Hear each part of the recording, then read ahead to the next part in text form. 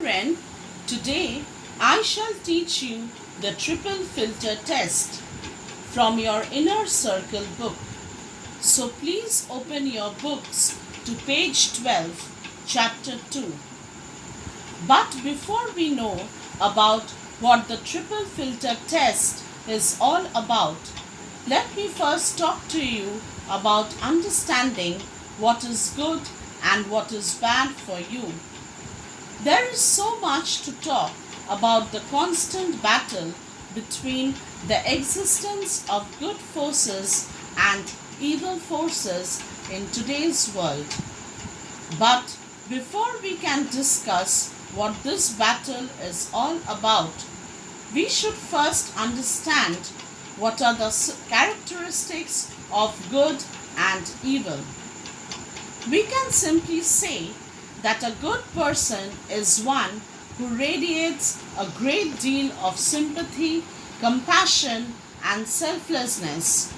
On the other hand, an evil person is one who is not sympathetic, has no compassion for fellow human beings or other creatures, and is very selfish. This being said, no one person is purely good or evil, but we human beings are a combination of all good and bad things. To quote Robert Louis Stevenson, in each of us, two natures are constantly at war, the good and the evil. In all our lives, the fight goes on between them, and one of them must conquer. But in our hands lies the power to choose. So you see, girls, all of us have good and bad hidden inside us. But it is up to us to choose what we wish for ourselves. Say, for example, you could be a good girl and choose to study on your own. Or you may not study and cheat during your examination. It is said that the 20th century has produced an impressive list of both good and evil men in the political world. The murderous and evil Adolf Hitler and Joseph Stalin can never be forgotten. But the goodness portrayed by such men as Nelson Mandela and Mahatma Gandhi will always remain among us. Throughout the ages, good men and women have put their lives on the line to promote peace and goodwill. Let me read out about a conversation of an old grandpa and his grandson to you. An old chief and his grandson were sitting near a lake. One evening, the grandfather was trying to teach his grandson life's lessons. So he told the young boy, "A fight is going on inside me, a terrible fight between two wolves."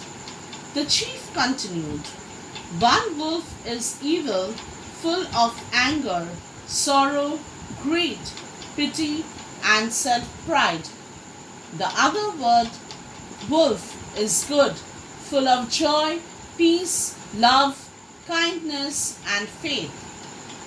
Son, this great fight is going on inside of you too, and every person on this earth at all times."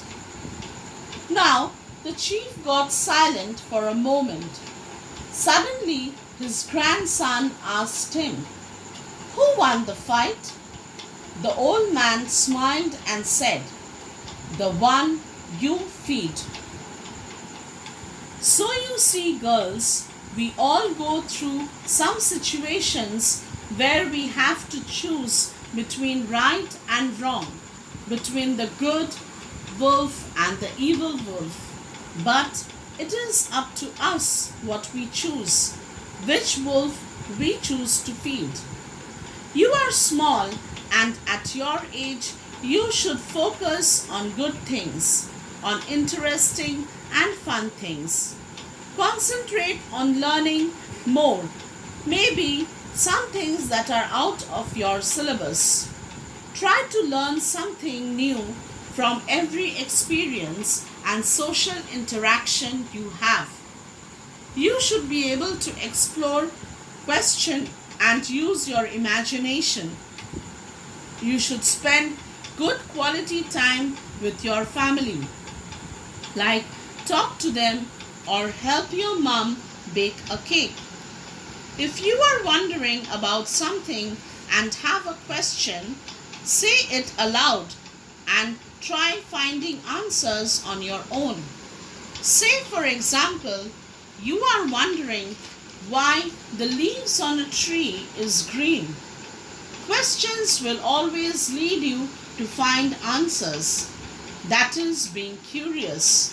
That is curiosity. And being curious is a good thing at your age, because the more curious you are, the more answers you will look for, and this is how and what will lead you to increase your knowledge. And this is what we learn from today's lesson. In today's lesson, we learn about Socrates. He is considered as one of the most important Greek philosophers to have ever lived. Born around 470 BC, Socrates is credited with developing the Western method of philosophy and logic. We learn about Socrates from his students Plato and Xenophon, as well as the Greek playwright Aristophanes. Socrates was not born into a noble, wealthy family in Greece. His father, Sophroniscus, was a sculptor and a stonemason, while his mother, Phanerete, was a midwife.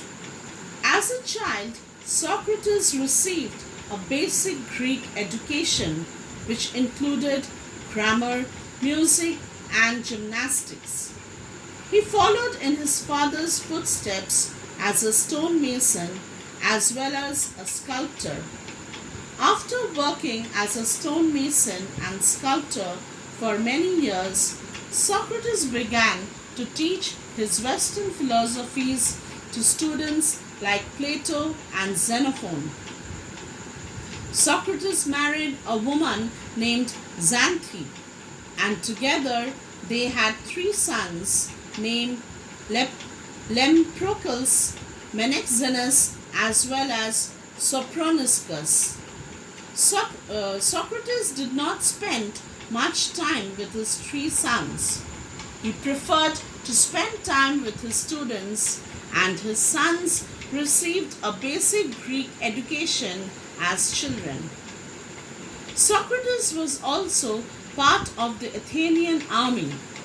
Males in ancient Greece between the ages of 18 and 60 was required to be a citizen soldier.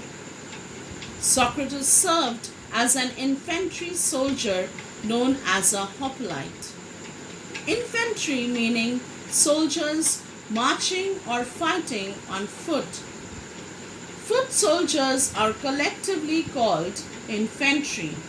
Hoplites wore armor like a face mask, a shield, and carried a long spear or pike. Socrates was a brave hoplite. He fought with courage. The streets of Athens were Socrates' classroom. Socrates is credited with inventing the Socratic Method. His Socratic Method challenged students to think through a problem by asking and solving questions through reasoning. Sometimes the answers led to more questions. Answering more questions gave his students a better understanding of the problem or subject. Socrates taught different ideas as a teacher. He believed that the mind was more important than the human body. He noted in his teachings that the desire for happiness was the main motivator for people. He believed that happiness was not gained from material possessions, but rather by living a moral life. Now that you know Socrates, let us move on to the text. So, Socrates was a famous teacher and philosopher in ancient Athens, Greece. His father was a stoneman, his mother a midwife. A midwife is a lady who delivers babies. So, Socrates' mother delivered babies for many of the wealthy families in the city. As a young boy, Socrates accompanied his father to his sculpture studio and learned to make stone sculptures. His father would guide him on how to use various tools. Though Socrates sincerely followed his father's instructions, he would constantly or frequently ask the question, why? Many years later, his father told him that it wasn't his sculpting skill that made him famous, but it was his curiosity, his willingness to know more, to ask questions and finding out answers that are satisfactory that made him a legend that he is today. Ancient Greeks were very interested in learning and knowledge. Socrates studied drama, science, astronomy, math, and geometry. Throughout his learning days, he enjoyed debating with his teachers and wanted to know how to differentiate, how to find out the difference between right and wrong, between good and evil as well. Although Socrates was against wars, he was obliged, bound to serve in the Athenian army. After he returned from the service, he did what he liked most, teach. He would wander on the streets of Athens, asking questions, debating issues, arguing on different topics or problems, and seeking answers. Most of the other teachers charged a fee for sharing their knowledge, but Socrates shared his wisdom for free. All that he wanted to achieve was to inspire others to think, question, and reason. This strategy of learning, or the procedure of learning, is known as the Socratic Method and is used throughout the world. One day, an acquaintance or an ally or contact, maybe a person known to him, made the great philosopher and said, "Do you know what I just heard about your friend?" On hearing this, Socrates replied saying, "Hold on a minute. Before telling me anything, I would like you to pass a little test. It is called the triple filter test." Triple filter test? What is that now? Just like you and me, his friend too must be wondering what sort of test that might have been. "That's right," Socrates continued. "Before you talk to me about my friend, it might be a good idea to take a moment and filter what you are going to say. That's what I call it, the triple filter test. The first filter is truth. Are you absolutely sure that what you are going to tell me is true?" So, Socrates wanted his ally to pass a triple filter test. Before he could give the little information about Socrates' friend, the first filter being truth, meaning his ally had to think if the information that he was about to give Socrates was true or not. Let's see what his ally had to say. "No," the man said. "Actually, I just heard about it. And, all right, said Socrates. So you don't really know if it's true or not. Now let's try the second filter, the filter of goodness. Are you going to tell me something good about my friend? No, on the contrary. So the filter of truth he did not pass. He did not know whether the information was true or not. The second filter of goodness. Socrates wanted to know whether he was going to tell him anything good about his friend. Quite obviously, it was not, as expected, like all rumors are. So, Socrates continued, "You want to tell me something bad about him, but you are not certain it's true. You may still pass the test as there's one filter left, the filter of usefulness. Is the information that you are going to share about my friend useful to me? No, not really." So, the ally wanted to tell something to Socrates about his friend which was neither true nor good about him. So the third filter, which was whether it was of any use to Socrates or not. It wasn't. Well, concluded Socrates, if what you want to tell me is neither true nor good or even useful, why tell it to me at all? So, basically, it was useless rumor. And in this way, with the help of the triple filter test, Socrates put a possible rumor to rest. I think we too can put this triple filter test into use in our lives. Plato, one of the most famous of Socrates' students, wrote many stories about his teachers' lives. Shortly after Socrates' death, Plato aptly wrote that his teacher had been a man who was of all men of his time the wisest and best and most just. It is befitting or suitable that a man who stood for truth, for learning by questioning and debating, for sharing knowledge, is still remembered as one of the greatest teachers and philosophers of all times. Socrates was a person who was enthusiastic about learning new things. He was curious to find out answers to his questions. It is this ability of questioning that satisfies the thirst of such individuals and helps them to have a clear sense of discrimination between good and bad, as well as right and wrong. Now, what is a rumor? A rumor is a statement that has no proof. It is untrue and spreads from one person to another more by word of mouth. Depending on the nature, rumors can hurt people by passing false or incorrect information about them.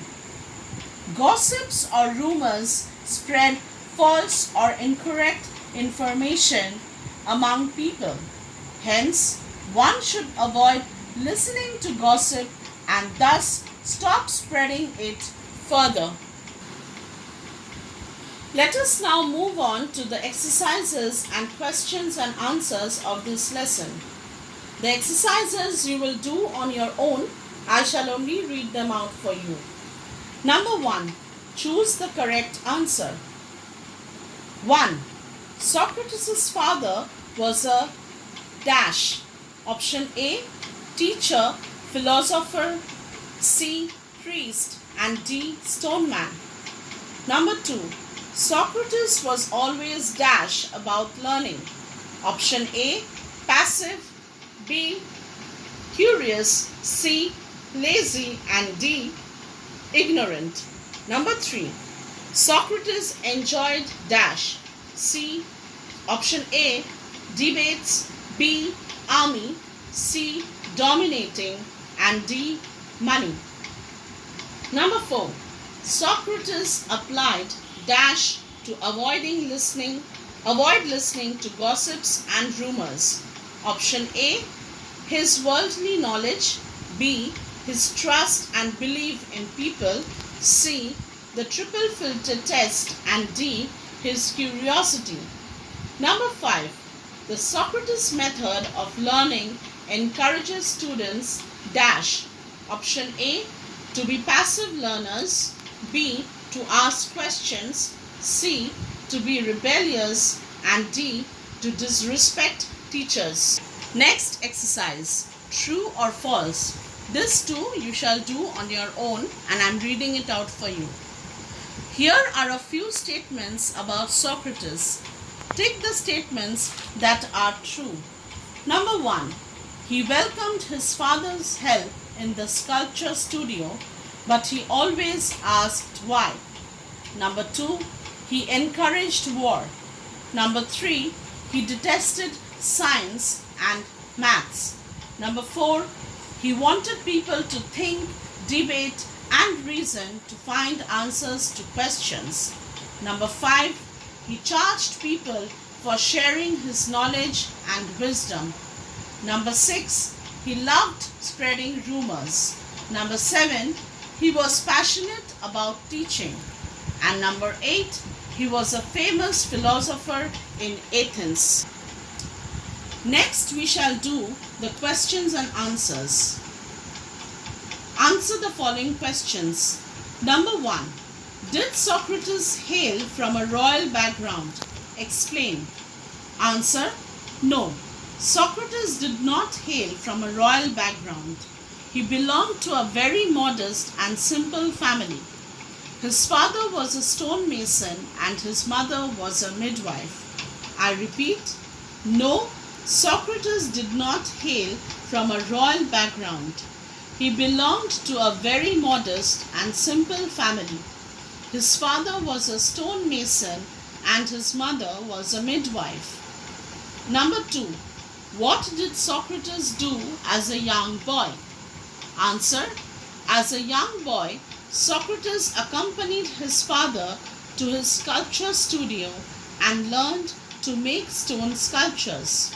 I repeat, as a young boy, Socrates accompanied his father to his sculpture studio and learned to make stone sculptures.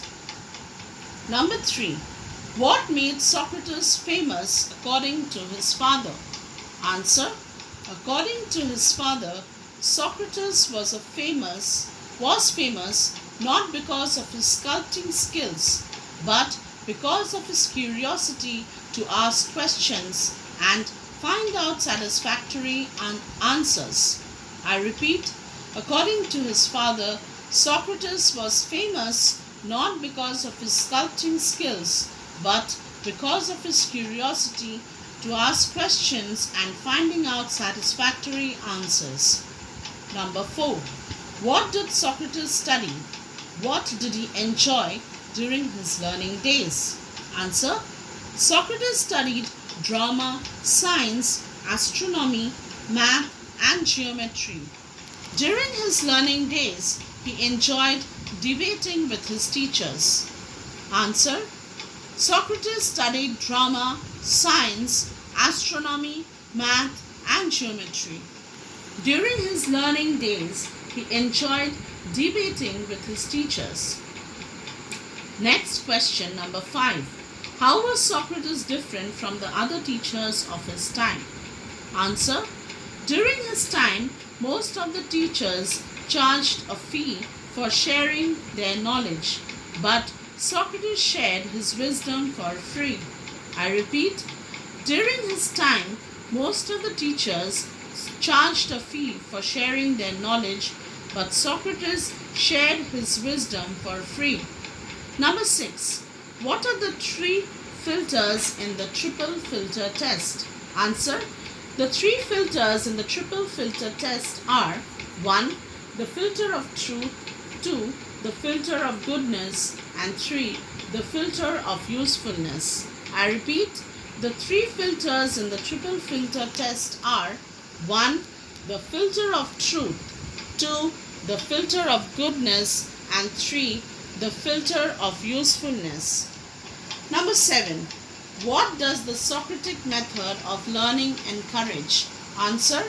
The Socratic method of learning encourages students to think, question, and reason. I repeat, the Socratic method of learning encourages students to think, question, and reason. Number 8. Who is Plato? What influence did Socrates have on him? Plato is one of the most famous students of Socrates. Socrates' influence on Plato was so great that he went on to write that his teacher had been a man who was the wisest, the best, and the most just of all men of his time. I repeat, Plato is one of the most famous students of Socrates. Socrates' influence on Plato was so great that he went on to write that his teacher had been a man who was the wisest, the best, and the most just of all men of his time. Number 9. What moral did you learn from this lesson? Answer. From this lesson, we learn to think, question, and reason everything we come across in our day-to-day lives, because in this way we shall learn more and more. And we also learn about how not to spread rumors. If something has no truth or goodness in it, or it is not useful, we should leave it at rest. I repeat, from this lesson we learn to think, question, and reason everything we come across in our day-to-day lives, because in this way we shall learn more and more, and we also learn about how not to spread rumors. If something has no truth, goodness in it, or is not useful, we should leave it at rest.